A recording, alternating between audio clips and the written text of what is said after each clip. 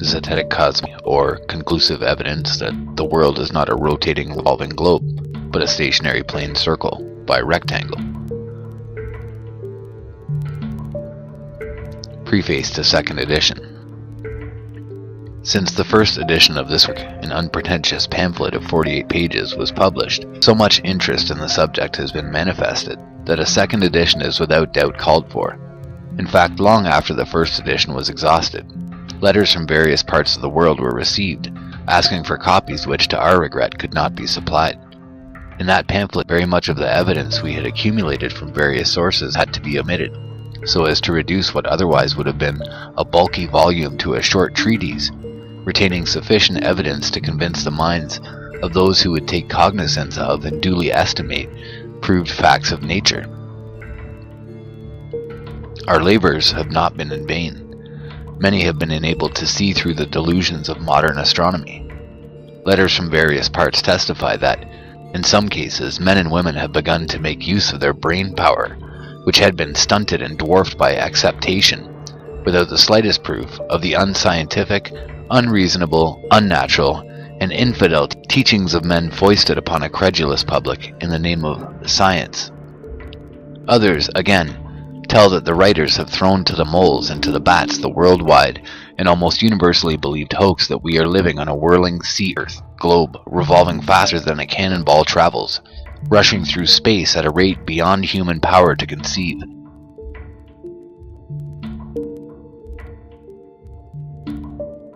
And flying with the whole of the so-called solar system in another direction 20 times the speed of its rotation.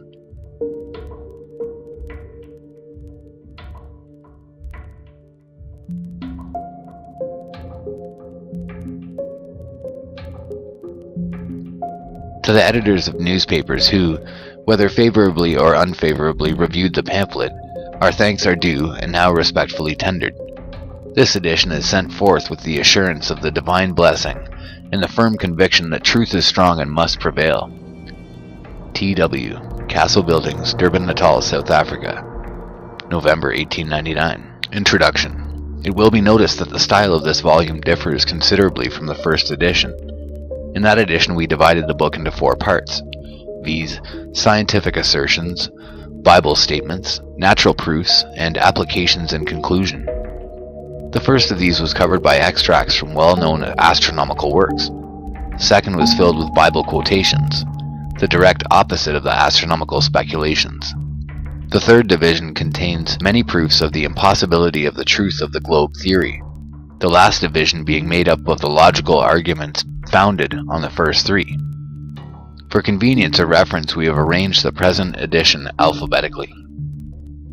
In this way, any particular branch of the subject can be found without looking up the index, and something new is found on every page.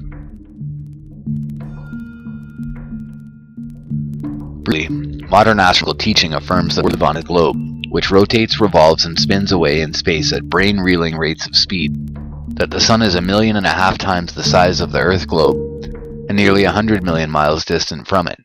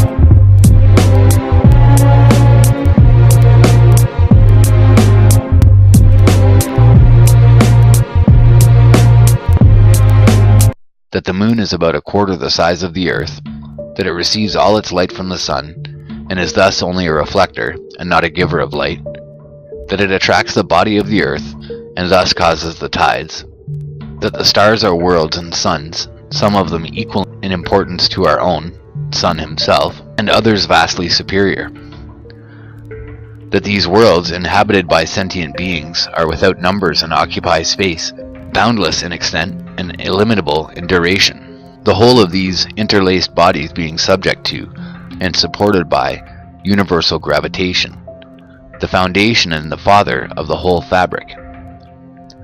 To fanciful minds and theoretical speculators, the so-called science of modern astronomy furnishes a field unsurpassed in any science for the unrestrained license of the imagination, and the building up of a complicated conjuration of absurdities, such as to overawe the simpleton and make him gape with wonder, to deceive even those who truly believe their assumptions to be facts, and to make men doubt divine revelation with as little discrimination as they were formerly called upon to believe.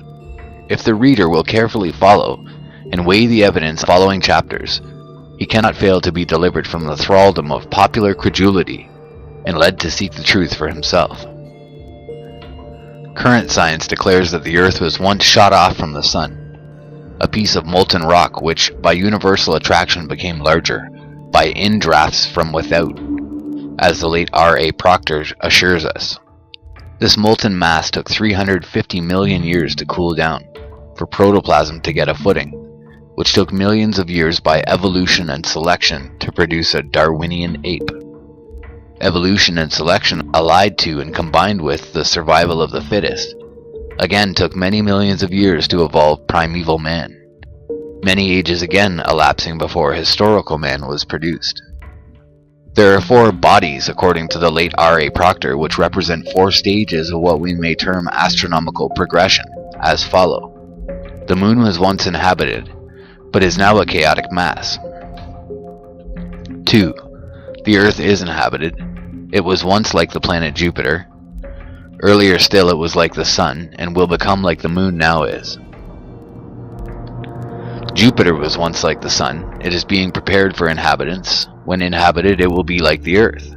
When its race as an inhabited world has been run, it will become like the moon. The Sun will become like Jupiter, and another sun will have taken its place. Later it will become like the Earth, and will then be inhabited. Later still it will become chaotic like the moon, and so on for countless ages, in fact forever. What a grand conception, yea, rather what a grand perversion of the reasoning powers, and what stultification of common sense. What an abuse of precious gifts in order to satisfy a fertile imagination, and supply idle curiosity with something new in the domain of science. No one who reads the Bible but can see how these unfounded speculations are diametrically opposed to its plain teaching. The science of the 19th century and the science of the Bible are totally at variance. If the one be true, the other is necessarily false. Which is it? Let the evidence here placed before the reader answer the question. Let honest-minded men and women who read these pages learn the truth for themselves by practical investigation into the facts herein set forth, which we challenge the whole scientific world to successfully dispute. We court no favor and fear no foe, scientific or otherwise. All we ask is careful attention and practical investigation. We have no fear as to the logical conclusion which shall be arrived at.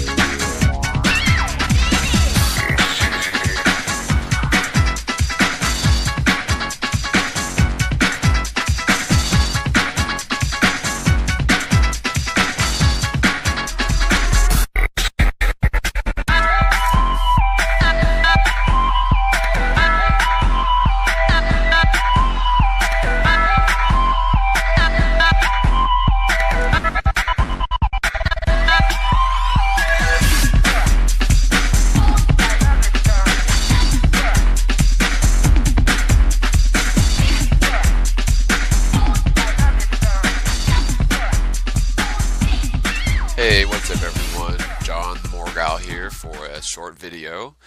Yes, I promise this will be short, but really important, at least to me.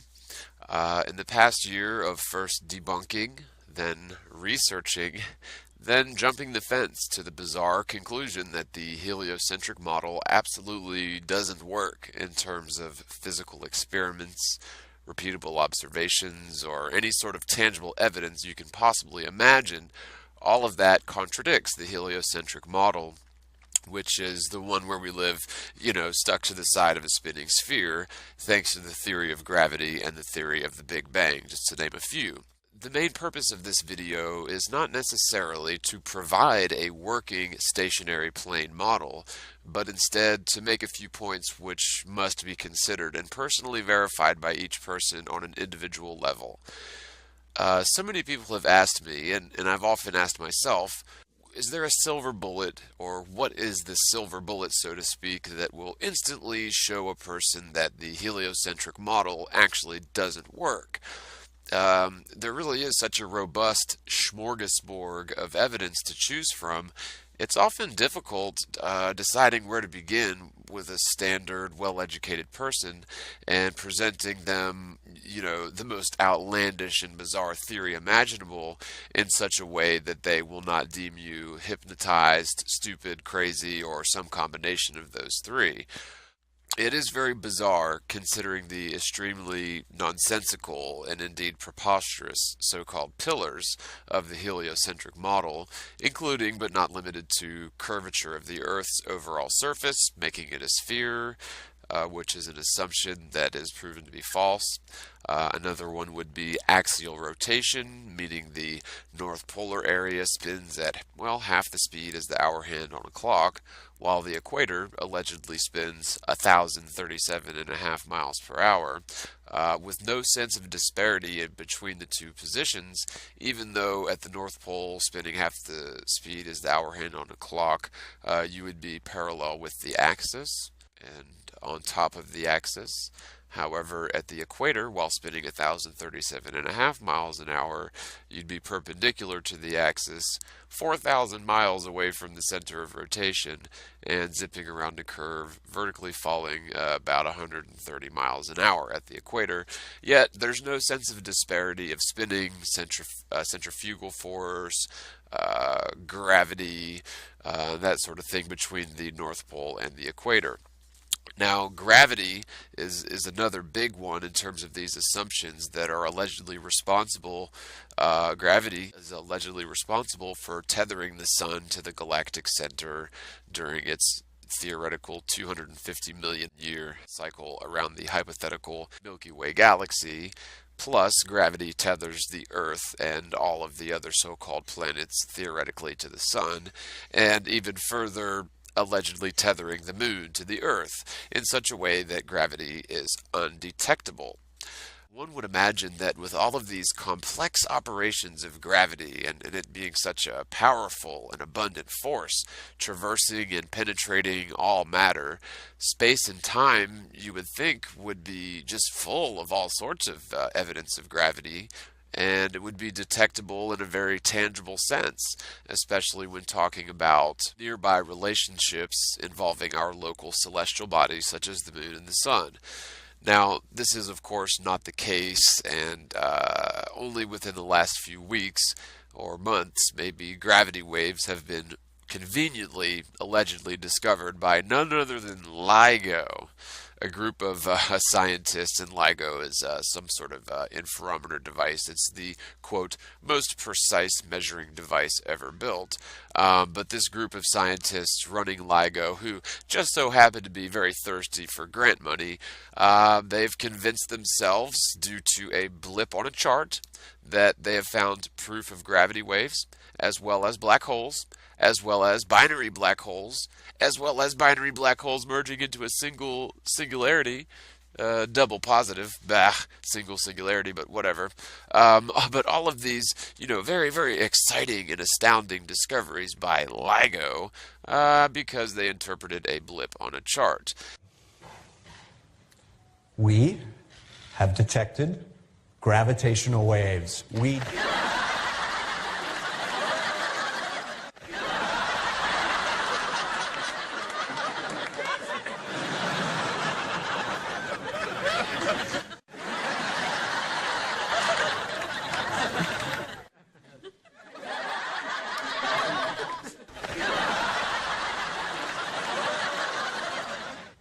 They were detected by LIGO, the Laser Interferometer Gravitational Wave Observatory.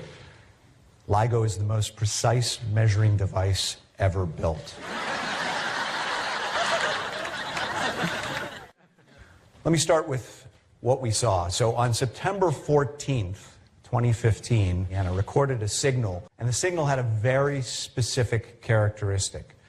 The characteristic of, as time went forward, the frequency went up. And now it took us months of careful checking, rechecking, analysis, looking at every piece of data to make sure that what we saw was not something that wasn't a gravitational wave, but in fact it was a gravitational wave.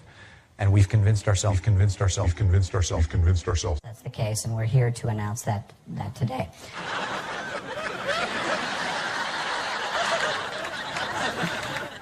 By the way, this is not a Hollywood production that I'm going to show you. It is actually a real computer simulation, a real computer simulation, a real computer simulation, a real computer simulation, a real computer simulation, a real computer simulation. Talk about the gravitational waves. You didn't see any gravitational waves there. What you saw was actually black holes. Now let me look at this from the gravitational wave perspective. So you're going to see again a computer simulation. This is a real simulation. So you're going to see again a computer simulation. This is a real simulation. A computer simulation. This is a real simulation. A computer simulation. This is a real simulation. A computer simulation. This is a real simulation. Let me start with what we saw. So on September 14th, 2015, the two LIGO observatories in Hanford, Washington, and Livingston, Louisiana, recorded a signal nearly at the same time, nearly simultaneously, and the signal had a very specific characteristic.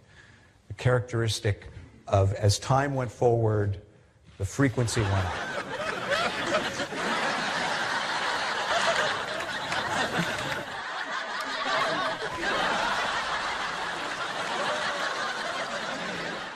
And they made a very convincing CGI rendering of what the gullible scientists at LIGO concocted to lend credence to their very ambitious and flimsy evidence of so-called gravity waves no less than 1.3 billion years ago, ergo 1.3 billion light years away, and yet we can't detect any sort of gravity waves emanating from the galactic center or the sun or the moon. Yeah. Okay, so for one thing, if, quote, gravity in an Einsteinian sense was such a well-known, proven fact, like what goes up must come down, which is, by the way, not debated, then why do we need multi-billion-dollar lie factories to produce pseudoscientific hyperbole masquerading as scientific proof of a thing so preposterous and unbelievable as gravity, yet is considered a known fact, as scientists have been frantically searching for the so-called gravity waves now that gravity in general has been 100% debunked? It is rather convenient, ironic, and laughable at once to the casual observer, and I hope that the liaretical embellishists responsible for the bogus claim with LIGO for proof of gravity from over 1.3 billion years ago will be remembered on the proper side of history, which is that of totally blind followers of the religion of scientism or a willful deceiver. Or possibly just a compartmentalized spokesperson who reads from a cue card, fully believing the utter nonsense being purported, or just maybe not even understanding it at all and just reading the cue card. But so this very elusive and inherently contradictory gravity, which has never been proven or observed, but only assumed to be the cause for must go down. However, gravity as an Einsteinian warping of theoretical space-time is debunked by so many factors it's almost impossible to mention them all. For one, the Earth is obviously a stationary plane, lacking all curvature and axial rotation, but even humoring the heliocentric model, things like gravity really don't explain the relationships between far-distant celestial bodies, connected by nothing more than the vacuum of space, and the undetectable, unfalsifiable theory of gravity. This leads to the further bizarre hypotheses of dark matter to explain away the impossibility of a heliocentric gravitic universe, and specifically certain galaxies, and the theoretical physicists are emotionally, mentally, and financially incapable of humoring what happens to be the truth as a hypothesis worthy of scientific study and testing. When the truth becomes incompatible with your belief system, then you will never consider the truth as an option and will always deem it as a nonsensical joke, exactly as we're all trained to do since we were children. People often ask me, what is your goal? What do you plan to do with this flat earth truth? It seems like all you want to do is talk about it, argue the points, and make videos about it. A lot of people find my work helpful and sensible, and others find my work garbage and a waste of time. Now, I would never be so naive to think that my approach to this topic would be loved by all, but at least I can try to do my best to spread this truth. Now, I see this ultimate truth as such an important topic to share with people because awareness of any issue is key.